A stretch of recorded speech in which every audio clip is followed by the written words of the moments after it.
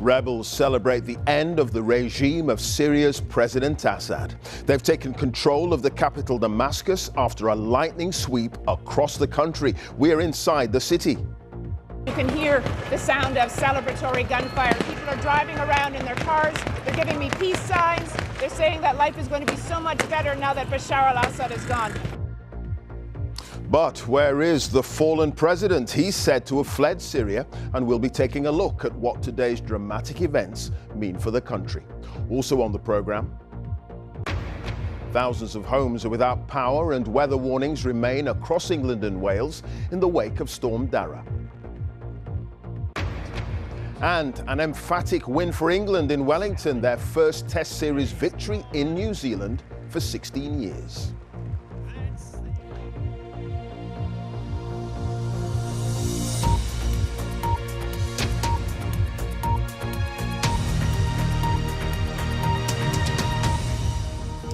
Hello there. Thousands of people in the Syrian capital Damascus are celebrating the end of the regime of President Bashar al-Assad after rebel fighters seized control of the city. Thousands of people gathered in the main square chanting freedom, and Assad is said to have fled the country.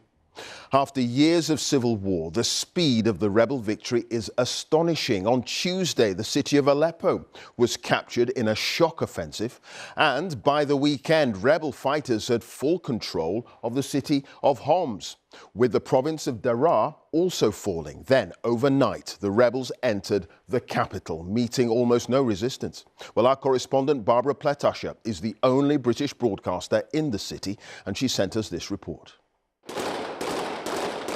This is an extraordinary moment, a seismic change in Syria's balance of power. The strongman of Damascus, Bashar al-Assad, is gone. Rebels have declared victory. We were the first Western journalists to reach the capital just hours after it fell. This is where people are celebrating in the central Umayyad Square. Civilians and rebels, you can hear the sound of celebratory gunfire. People are driving around in their cars. They're giving me peace signs. They're saying that life is going to be so much better now that Bashar al-Assad is gone. But there is a mix of joy and fear in the city. There are those who supported Bashar al-Assad, who felt they were protected by him, and now they're wondering what is going to happen. Here, I spoke to people who have long been waiting for his downfall. Thank you, she says. The tyrant has fallen. The tyrant has fallen. Many of her family died under President Assad's rule, some in prison. My cousin, my son, my family, all of them. How are you feeling? It's an indescribable feeling. We're so happy. After all the years of dictatorship we've lived through, we were in prison in 2014 and now we're out, thank God. We won because of our men and our fighters, and now we're at the moment that we're going to build the greatest Syria. The old Syria has gone with breathtaking speed, the army melting away in the face of the rebel advance. Last week it was Aleppo, yesterday the city of Homs, last night the outskirts of Damascus. When they arrived, the rebels went straight to a notorious prison to set the inmates free. Today, their leader took a victory tour of Damascus, visiting the historic Umayyad Mosque. Abu Muhammad Jolani, head of the Islamist group Hayat Tahrir al-Sham. He's been playing down past links to al-Qaeda, saying he wants to build a Syria for all its people. From the Syrian Prime Minister, also a message of calm. We're all concerned about this country and its institutions and facilities. I'm here in my home, and I do not intend to leave it except in a peaceful manner in order to ensure the continuation of the work of public institutions. The president's whereabouts are unknown. Reports that he flew out of the country. A statue of his father pulled down shortly before he fled.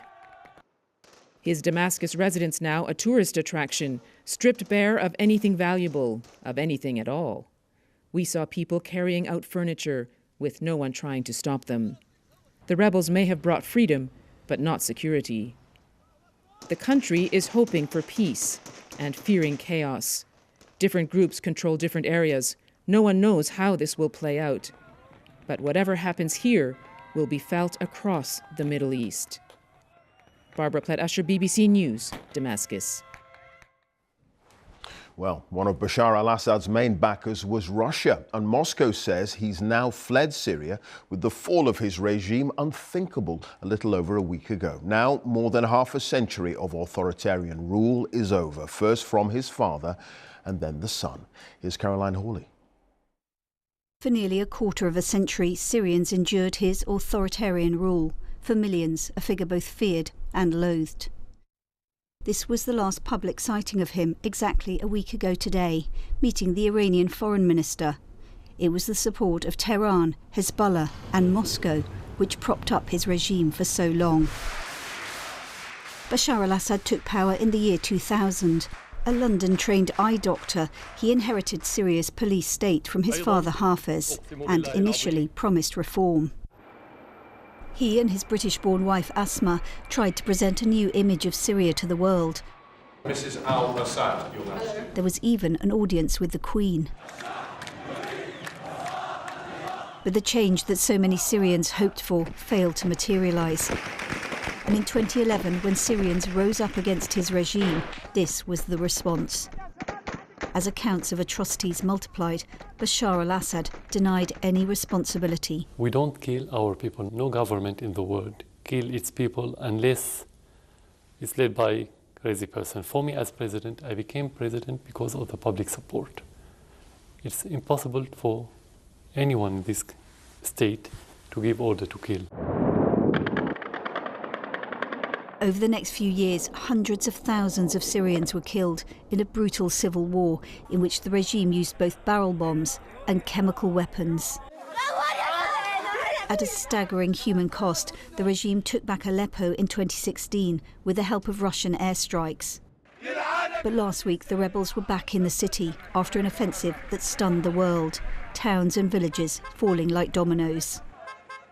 We still don't know how Bashar al-Assad fled Syria or where he's gone, but he leaves a country scarred by what the UN has called a dark chapter of unspeakable loss. That chapter now closed. Caroline Hawley, BBC News.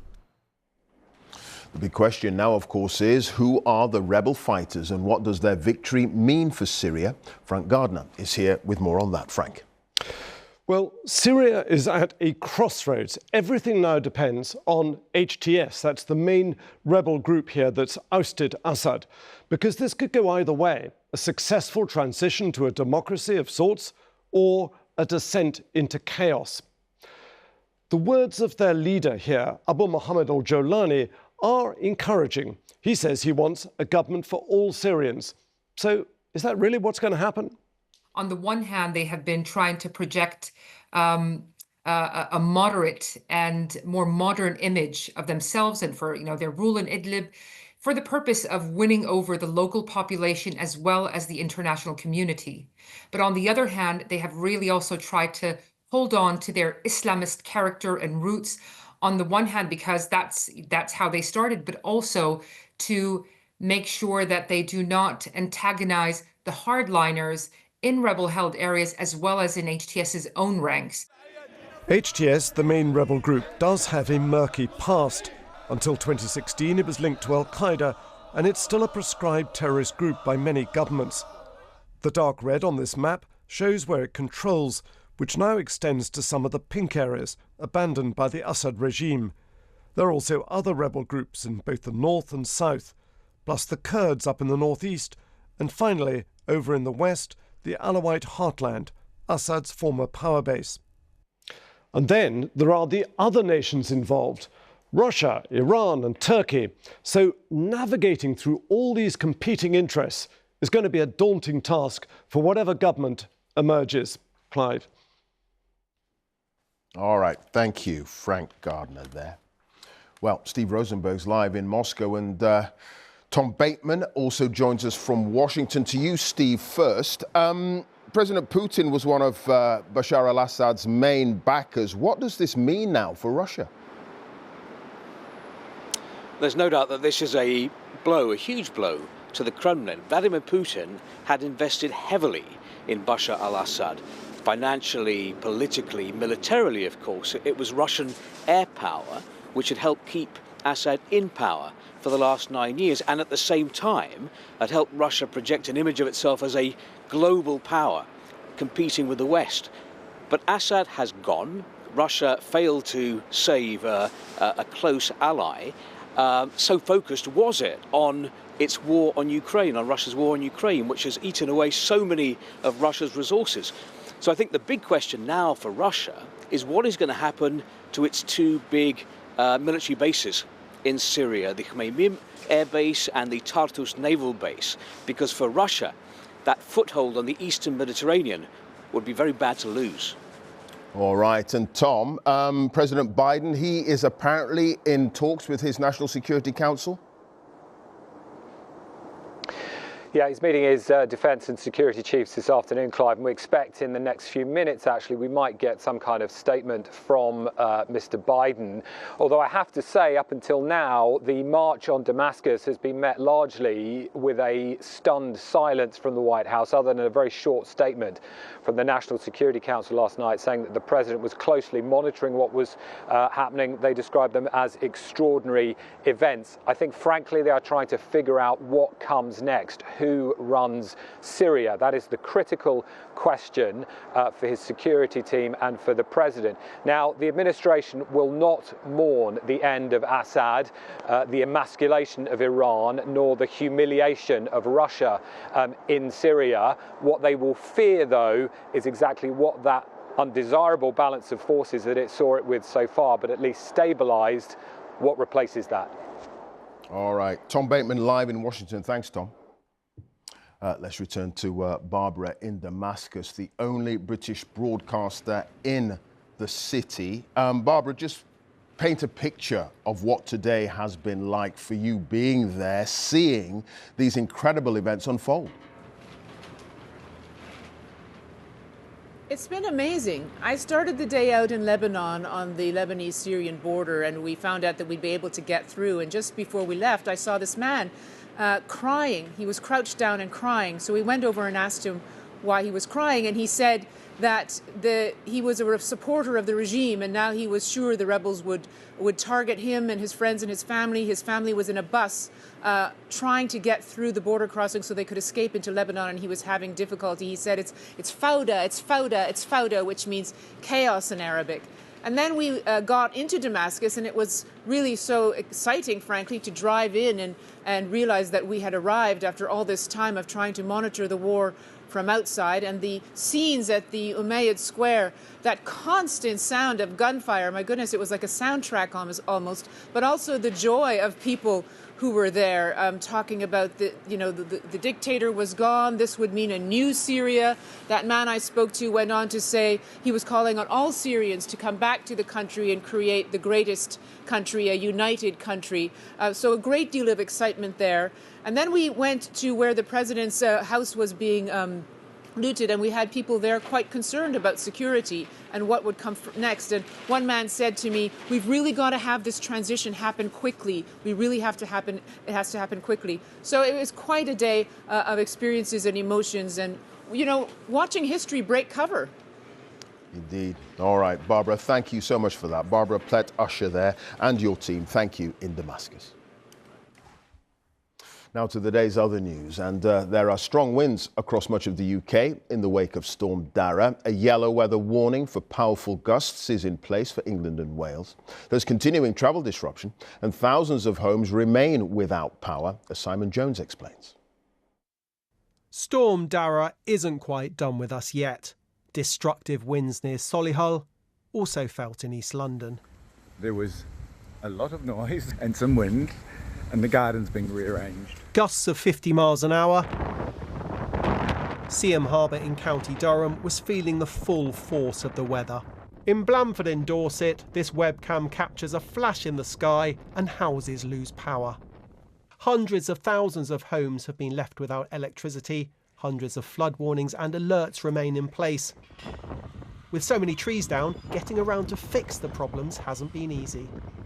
And for people trying to travel, this wasn't the sign passengers wanted to see at Longbridge Station. Network Rail is reporting significant disruption across the country. On the North Wales coast, the continued bad weather has been hampering any clean-up. This pier is unlikely to open fully before the new year. Best described as biblical damage, near enough. It's gut-wrenching. A lot of people put a lot of time and effort into the pier. They've been here for several years working on here. They've got their shop owners as well. In Hornsea, not snow, but sea foam. But the buffering is finally coming to an end. Much calmer weather is forecast for the coming week. Simon Jones, BBC News. Let's go live to David Grundy, who's in Cardiff for us. David, a pretty lousy weekend where you are. How's it looking for the rest of tonight and indeed tomorrow? Well, Clive, it's much calmer now that Storm Dara has swept through, but it's the trail of destruction it's left that is still causing problems. Councils have spent the day clearing away fallen trees that have been blocking hundreds of roads across the country, as well as assessing damage to buildings and schools. Transport for Wales has had to cancel 130 services today across the country, mainly on the longer distance services, and they say those cancellations and delays are likely to continue tomorrow. A handful of schools have already said they'll be closed in the morning. A lot of homes are still without power, as we heard in Simon's report, some 66,000 in total. SP Manweb, which covers North and Mid Wales, says it's got about 18,000 homes without power there. Getting to the power lines that have come down is the problem. They've had to draft in engineers from Merseyside and Scotland to help. There are 9 flood warnings and 16 flood alerts in place. Storm Dara may have gone, Clive, but the destruction it's left, well, that'll take a little bit longer to clear. Indeed. All right, David, thanks for that. David Gundy there in Cardiff. England have won the second test against New Zealand, and that the series too. They beat them by 323 runs in Wellington to take an unassailable 2-0 lead. Here's Patrick Geary. England had earned the backslapping. A series win achieved against most expectations and in their own unique style. The way they play goes over the heads of some. Oh, he's done it! How many other batters would go to a test match century like Joe Root did? But then he has 36 of them. England declared soon after. Such was their lead. The only question was how quickly they could win. Chris Woakes was in a hurry. He took 2, including Kane Williamson, New Zealand's star. On this tour, so much of what England have tried has stuck. Bryden Carse among those to rise. And they have responded to challenge. Tom Blundell took Kiwi frustration out on Shoaib Bashir and the sight screen. England's belief was unpunctured. Bashir stayed on. Blundell nicked him to pass 100. There it is! Widely admired, but still Bashir stayed on until... Oh, what a catch! Blundell was rumbled. Like Ben Duckett, England anticipated the ending. Ben Stokes came on to finish the job for the first time since 2008, a series win in New Zealand. I'm just very proud of the way that we've gone out there and backed our ability and backed our way of thinking when we have been put under pressure. That, you know, let's go and put it back on them and see how they respond. That, in a nutshell, is England's mantra. Whether it works or not, they will always be spectacular. Patrick Geary, BBC News. That's it. I'll be back at 10 now for the news where you are. Bye for now.